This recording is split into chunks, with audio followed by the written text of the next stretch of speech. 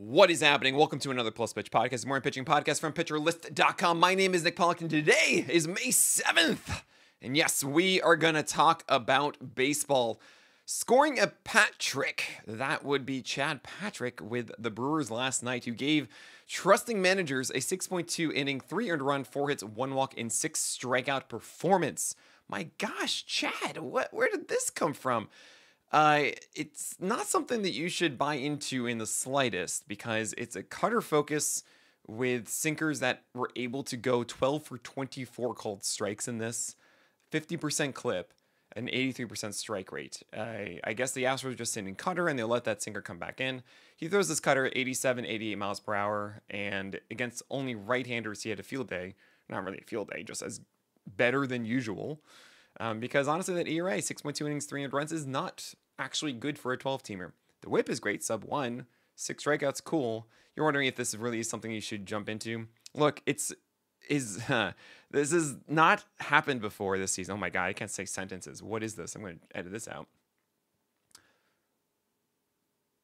You might be surprised to know that Chad Patrick has not allowed more than 3 runs in a single game this year. He's had 8 games so far, 7 starts.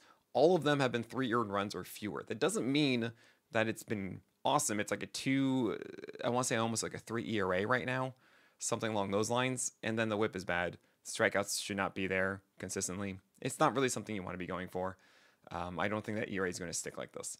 Chris Sale, ace is going to ace maybe after 1 or 2 more, because this is 2 straight games of being amazing with a slider. Slider was a little bit worse, so it's higher up. This was also against the Reds, and the Reds on the road is just as bad as like Rocky Road right now. That was that 14 strikeout Max Meyer game, just so you guys are aware. But this was 6.2 innings of 0 earned runs, 5 hits, 2 walks, and 10 strikeouts with 18 whiffs. A co-share of the Gallows Bowl. 4 guys had a co-share of the Gallows Bowl at 18 whiffs. Just couldn't get 1 more in 112 pitches, Chris Sale. And keep in mind, like, some guys get that 18 whiff mark at like 80 pitches or 90 pitches. He needed 112 to get that one here. So, we'll see. But at the very end of the day, Chris Sale having a much better slider, 44% CSW across 62 thrown is really good. And we like this version of Chris Sale. Andrew Abbott, by the way, 5 innings, 0 earned runs, 4 hits, 0 walks, and 8 strikeouts. You just never know what Andrew Abbott's going to do on a given day. Talking to Eno last week on the craft, we are, by the way, going to do it tomorrow because today, on Wednesday, I am going to Yankee Stadium. And I'm going to be hanging out with some Padres guys. So looking forward to that. It means I can't do the craft today. But I mean, that means not for the game. I'm going to be there for the game too, but also just in the press box and stuff is what I'm talking about. But when I was talking with Eno, we were thinking about guys that we just watch and we just don't believe. Like, how are you doing this? Andrew Heaney was like that during his hot streak. He's someone I'm just like, I don't really get it. I mean, I felt that way with Bowden Francis, as you guys know. And Andrew Abbott can be like that too. He did have a tick more velocity at around 93 as opposed to just under 92, which is nice. And that doesn't necessarily mean it should be a 49% CSW 4-seamer. It's empty velocity otherwise. So I'm not really buying this a ton. And 87% strike rate is just what? Yeah, the changeup was better. It was none of them were really floated up as much. It just feels weird. And I'm happy he did this. Congrats, Andrew Abbott against Atlanta. I am curious if he's going to do well against the Astros, because the 4-seamer does much better against the lefties. And it's not a lefty lineup at all in Houston, especially without Yordan Alvarez in there. Zack Gallon went Cannibal McSanchez in the last one, that is high cutters and 4-seamers and then curveballs underneath. In this one, that cutter had a 9% CSW and 46% strikes, but he still had a massively successful game once again against the Mets. 7 innings, 1 earned run, 2 hits, 3 walks, and 6 Ks. Why? Because the curveball was elite, and this was just insane how good it was. 23 thrown, 61% CSW. Oh my gosh. The 4-seamer, meanwhile, had a 16% called strike rate, not like the 30% that we normally want to see from Gallon, like 27 to 30. And it got a lot of outs as the CSW for the curveball made them go after fastballs as much as they could. And he didn't really give them super easy ones to hit. So, yeah, I'm happy the curveball was great. It's just, can you really buy that he's going to have a 61% CSW on it? No. What's the sustainable approach? I don't know for Gallon, but we just kind of keep going, hoping he keeps making enough adjustments to get through the season. Matthew Liberatore had a phenomenal game against the Pirates. 7 innings, 1 earned run, 3 hits, 3 walks, 8 strikeouts. I was a little tepid this past week on the list, but I really shouldn't have been, as I was, I think, grading slightly too much that start in the rain, or the one that eventually had a rain delay, knocked him out after 3 innings, but he wasn't really pitching that well beforehand. And this was 95 on the fastball, so we're back up at that, not like 93 or so, 94. The secondaries were working well. Changeups and cutters attacked the zone. This is all really cool. 90% strikes, by the way, with a four-seamer, and near 50% CSW. And you can blame it on the Pirates, even though Peel will still have him as a number. It's a tier 2 offense, which I don't quite get. But I think Liberatore is settling in as that Holly type. And I am holding on to this. I wish I was a little bit more aggressive ranking Liberatore in the past, because, yeah, this makes sense. I wish the changeup was a little bit better, but, right, it's a four-seamer that's doing well, and it's not chaotic, and the cutter is effective, and it just kind of makes sense. So he gets the Phillies next. It might not be the prettiest start against the Phillies, but I think you want to hold on through that. Seth Lugo, 6.2 innings and 1 run. Everything is cool, right? Well, 10 base runners and 3 strikeouts and just 3 walks to go with it is really weird. But against the White Sox, come on, man, be better than that. Shawn Burke against the Royals, 6.1 innings of 1 earned run, 4 hits, 3 walks, and just 2 strikeouts. And we saw 93.6 on the four-seamer. I'm happy we got 1 earned run. That's cool. But the curve was kind of chaotic, and the slider was definitely more up than it should be. This is not good Shawn Burke. So, yeah, I'm not going to rank him highly for this one. The Royals just did not punish him as much as they should have. Nathan Evaldi was dope and makes us feel dope. 6 innings, 1 earned run, 5 hits, 1 walk, and 7 strikeouts, 18 whiffs. Co-share of the Gallows Bowl. 16 for 17 strikes on his cutter is great. And you have the splitter that was out of the zone and had a lower strike rate, but it got whiffs. And he can do that if the cutter is setting that up well. Also, of course, you have that four-seamer doing well, and you have the curve still doing well too. So everything is just great. And honestly, he's getting into that. Wait, is he just an ace? It is kind of close-ish, but I might be moving him up once again next week above the cherry bomb tier. He's just been so consistent. You have Ben Lively against the Nationals. You got a win. Congrats. 5.1 innings and 1 earned run. It's very boring. 4 base runners and 3 Ks, and sure. You don't want to go after Lively. It's against the Nationals, whatever. Pablo Lopez, 5 innings, 1 earned run, 2 hits, 1 walk, and 11 strikeouts. He had 18 whiffs, another co-share of the Gallows Bowl. 98 pitches to get there. 11 over 47 whiffs on that four-seamer against the Orioles. And this is interesting because the changeup was only a 35% strike rate. He was generally in the right area for it, which I think did make those four-seamers that landed around it better because, okay, it might be another changeup, and then we're really passive and focused on not getting beat by the changeup, but they swung through the fastball, right? They still had some that were nice, so they were well hit into play, fine. There were curveballs that were like 50-50 in execution, and when they were executed, they were great. But it's always strange with me with Pablo Lopez because the four-seamer is not really this precise clump pitch. It's a big overall area of like a 72% strike. We just throw it in the zone kind of thing. He really leans into the extension. It has really drop, like the same amount of drop as Corbin Burns' cutter kind of thing, like 12 to 13 IVB, which is very weird. But it's a drop pitch, and it kind of makes it easier to hit than a lot of other fastballs. It is somewhat flat, so that it's like a average to above average flat attack angle, but that IVB really doesn't help much. So it means that you can't just do it with the fastball, and generally you're going to have the sweeper against right-handers, you're going to have the changeup against lefties, sometimes that curve, sometimes that sinker to righties as well. A lot of lefties here. He's always just a little odd because of that to me, and I'm happy we got a really good one here. I don't think we should be expecting this kind of dominance with what we're getting right now. He's not ace is going to ace yet, because it's still like, hey, 35% strike rate on that changeup, Pablo Lopez. Cal Quantrill against the Dodgers. Got a gold star. 5 innings, 1 earned run, 5 base runners, 6 Ks against the Dodgers. Cal Quantrill. Now, he did a good BSB, that is Blake Snell blueprint with cutters up and splitters down. You have splitters at 5 over 24 whiffs, and you have cutters at 41% CSW. There was a time last year that Cal Quantrill worked even though he was a part of the Rockies, because his cutter was grooving. That's not this. It's not quite enough for me to jump in on that with Cal Quantrill. So having a lovely birthday party. You have Zack Wheeler going at 39% CSW for the King Cole.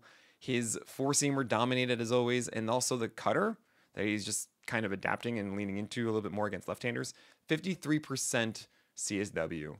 Oh my gosh, 7 innings, 200 runs, 4 hits, 0 walks, 9 strikeouts. I should have him above Paul Skeens. I'm going to do that this week. I've actually thought about this a lot, and I just realized that Zack Wheeler is just way more consistent game to game. So, yeah, Skeens, sorry, you're going to be SP3. Tarek Skubal is going to be SP1. You have Tyler Anderson and Paul Skeens going, and you have Emerson Hancock, Clark Schmidt, Michael King, many others to talk about from yesterday's games, and we're going to talk about all of them after this break. Tyler Anderson against the Jays, 6.2 innings of 200 runs, 6 hits, 1 walk, and 7 strikeouts. His changeup's really good, and he's a solid streamer, and he gets the Orioles next, and maybe that will work. But he is going to have to deal with more lefties a bit, though. Maybe they'll go right-handed lineup against him, but that would actually feed into his changeup. So I'm curious what we get there. The Jays are not a very good team, so at least offensively at the moment, so that is part of the reason why. But we saw this last year where Tyler Anderson actually was productive for like a good month or two.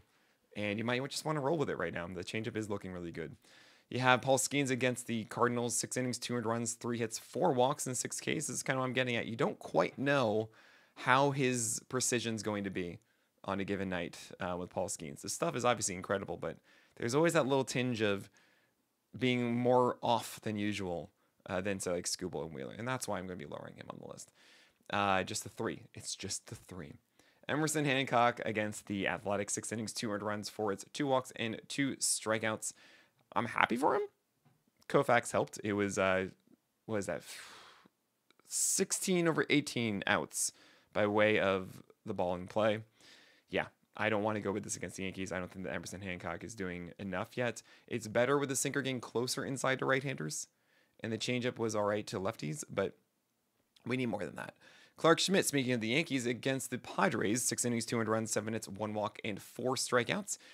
It's a step in the right direction. The cutter is doing good things when it's cutter and curve against lefties, and then you're seeing sweeper, cutter, sinker to righties.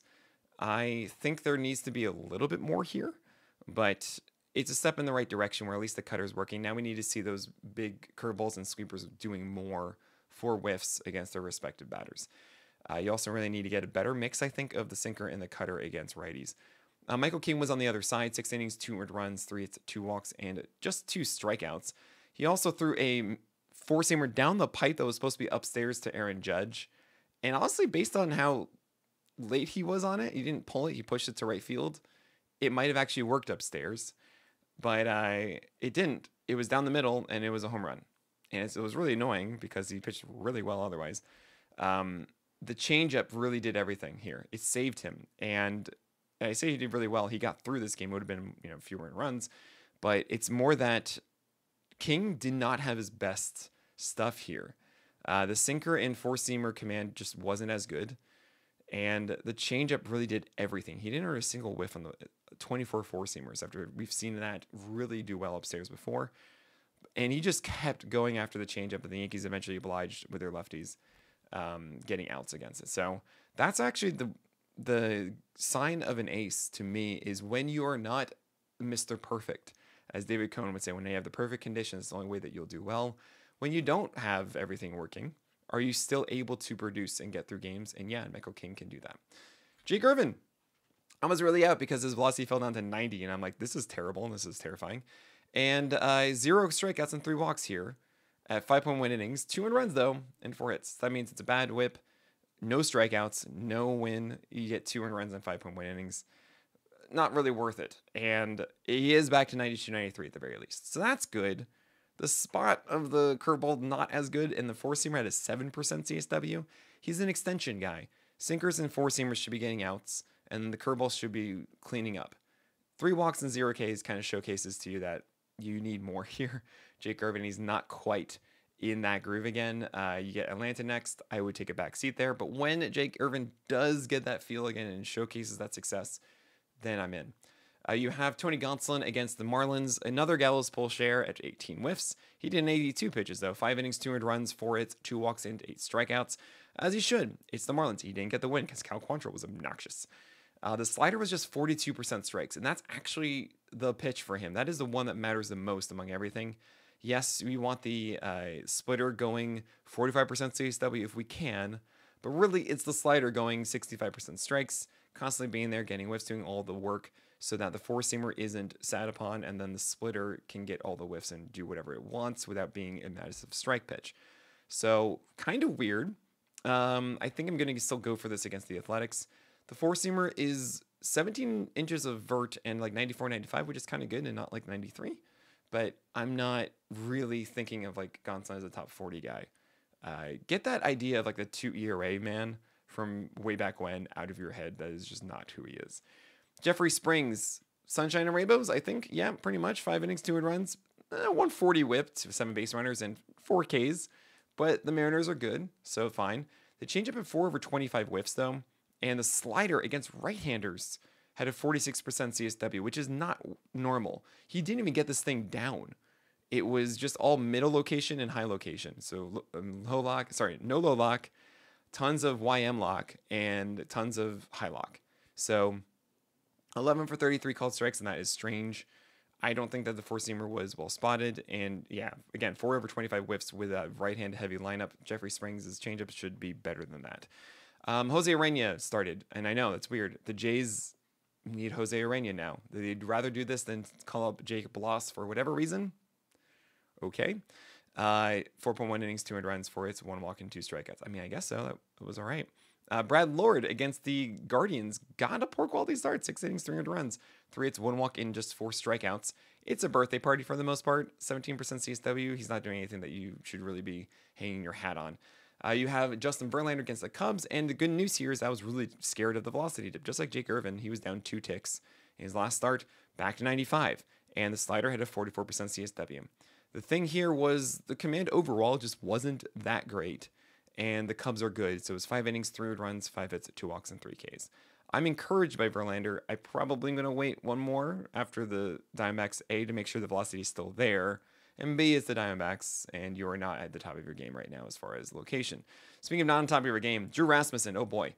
We got the Phillies, and he's had a really tough stretch, and it's not so bad, right? Like 4.1 innings of 300 runs, 7 base runners, 2 Ks. It's not a pretty looking set of ratios, absolutely, but it's not like it's a disaster game. And I'm still very much in on Rasmussen because, yeah, he does have elite stuff. The cutter's good, the four-seamer's good, the sinker's good, and he should be throwing, I think, the curveball / sweeper, really a proper breaking ball more often. But this was a game where the four-seamer was down in velocity almost 2 ticks, and then almost 2 inches down of vert as well on the four-seamer. So not as effective there. I hope that dip in velocity across the board, really 2 ticks down, and that vert is not really a thing of the future. I'm just considering this a small rough patch. I don't think that Drew Rasmussen is bad by any means. Also, 86 pitches is showcasing that he's still stretched out. And under 5 innings is very weird for him. He's very efficient as a pitcher. Normally these cutters and fastballs are finding gloves a ton and mitigating hard contact. So I would not be out on Rasmussen. You got to hold tight there. David Peterson against the Diamondbacks, 6 innings of 4 runs, 5 hits, 4 walks, and 6 Ks. Four-seamer was really good upstairs at 93, but there were so many curves and changeups over the plate that weren't good. The walks were frustrating, but he threw a lot of strikes. And if you actually didn't know this, I was working with, if you have Peel Pro and you utilize our, honestly, I mean, there are 2 things I think with Peel Pro that are just must-haves, right? It's my Sin Start grid for 2 weeks that you get my rankings, or at least my tiers for all guys for the next 2 weeks for pitchers, so you can really plan out your weeks 2 weeks ahead. We extended it to 14 days now, so you can really get ahead for next week before everyone else. You can also do that for streamers for your Sunday fab and everything like that. It's amazing. It's just a sit and start grid that I have, and I update that every single morning. The second thing, of course, is our live pitch app. And this live pitch app, we actually made some updates on the fly. I was working with Kyle Bland as I tried to get out this roundup, but we made a lot of changes to it. I'm going to show you guys really quickly on the on the live podcast now, the things that have changed. And I want to show you with David Peterson why you should not be so worried about him. So as you can see, guys, that you have a new look for the selections. We also have a total row that we've added as well. And we are working on making just some colors and some other things really different, but we have a much better way of selecting your games and your pitchers. So I'm going to go to the Mets, and this is live data, by the way. This is live StatCast data as it comes in. So you don't have to wait till the next morning, anything like that. You can quickly analyze your pitchers. And you can see with David Peterson, 67%, 66% strike rate overall on all of his pitches, which is phenomenal. You can also see X damage, which is your 3D spray angle of Savant's X Wobacon. So we add in 3D spray angle. We're calling it expected damage, just to make it a smaller name. It has a tooltip, of course, as well. But you can visualize all this stuff incredibly easily, really fast now. And of course, you have your strike zone plot as well. So this is what you get with PL Pro. I highly recommend everybody use this if you have PL Pro. We just made these adjustments. We're going to be making even more in the future as well. But as you can see with David Peterson, strike rate, still really good. 4 walks, kind of showcases, yeah, he just lost some batters, all that kind of stuff. You should be happy with David Peterson. I think the extension with multiple whiff pitches is what should make you excited about Peterson moving forward. And really, it's just about these moments that he has to iron out and figure out, how do I get through these at-bats and not walk these batters, essentially. So I'm excited about David Peterson for the Pirates. You have Colin Ray, who, someone on Reddit called this out, and he's right to do so. I said inside the list notes that Ray his success is more a product of the matchups he's had, but that's totally wrong. He's actually had a tough schedule, say, for one game. And the Giants were the easier one. And he went 5 innings, 4 earned runs, 8 hits, 2 walks, and 4 Ks. So I went in and I really dug more into Colin Ray. I was like, oh, he's kind of getting lucky and also has been more precise than usual to get through those games. It's likely not going to last. And this is kind of that. This was, he needs Koufax helping him out for that BABIP. And he also needs a little bit better command. The 4-seamer is not nearly enough. It has some extra velocity, but it's not good still. He does get the Marlins, so fine, Colin Ray, sure. But yeah, he's not your savior, guys. This is really should just be a streamer, Colin Ray. Hayden Weski against the Brewers, 4 innings of 4 earned runs, 5 hits, 2 walks, and 3 strikeouts, just 3 whiffs, 30% CSW. The sweeper's really good to righties, but he's throwing nearly 40% 4-seamers to lefties. And I'm going to tell you right now, no. That's not a good game plan because it is not a good 4-seamer. Even though he has a fair amount of extension, it's not enough to mask a just bad pitch. And the cutter had just 36% strikes. So that to me is just a showcase of this is what you need to fix. The changeup did have some called strikes, 7/13. That's fine. But you got to figure out this game plan. Maybe it's just going cutter and changeup heavy and then surprising the 4-seamer to lefties. And then you can pretty much just go sinker and sweeper against righties. I mean, that's generally the rule of sinker sweeper guys, right? You just go those two against right-handers, figure something out against lefties. Wisniewski, unless he gets back to 7.1 extension, I think it's going to be a bit of a struggle against lefties with that approach. You have Kade Povich against the Twins, 6 innings, 5 earned runs, 6 hits, 0 walks, and 4 Ks. So at least he got a 1 whip. But yeah, I talked to Povich last week. I mean, as I've mentioned many a time, if you haven't done it yet, you should. I was banging the drum or banging the table, whatever you want, on him throwing the cutter inside to righties. We didn't see that. Maybe you get there, maybe not. The curve, I will say, was actually more reliable than usual. And the 4-seamer was up. The changeup and the sweeper were not good. They were very, very hittable, only an 8% CSW and a few strikes on the changeup. And the sweeper was just not really helpful. So I think he needs a little bit more time, just kind of figure out his exact approach and getting more of that pitch separation and avoiding the heart of the plate. It's going to take some time. I'm not trusting Povich quite as a Toby. I think in 15-teamers, you might have to take the chance. But 12-teamers, I really don't think you need to do this. Luis Ortiz against the Nationals, 5.1 innings of 5 earned runs, 5 hits, 3 walks, and 4 strikeouts. We cannot trust the command to improve enough. The changeup had just 44% strikes and was getting crushed when it actually landed in the zone. The 4-seamer was actually upstairs a decent amount, and the slider was really legit to right-handers, but it's just everything else was just not good outside of that four-seamer and slider. If Luis Ortiz just went four-seamers and sliders for a game, I'm actually really curious if that would work. But then again, that would mean that he would be consistent in his performance of a single pitch type game to game, which is just not what we get. And last but not least is Lucas Giolito, very disappointing one. There are two things I want to mention. One, Josh Mockenstern mentioned later that Lucas Giolito, after this 3.2 innings, 6 earned run, 10 hits, 1 walk and 2 Ks, was slipping off of the mound, and I didn't catch that, and I should have, and that's on me. And that would make sense that he might have been more careful and just focused on that, which might be why the velocity was down to 91.6. At the same time, it is typical for guys coming back and having their debut to have adrenaline and to be throwing harder than what we should expect. I didn't apply that for Giolito. I probably should have.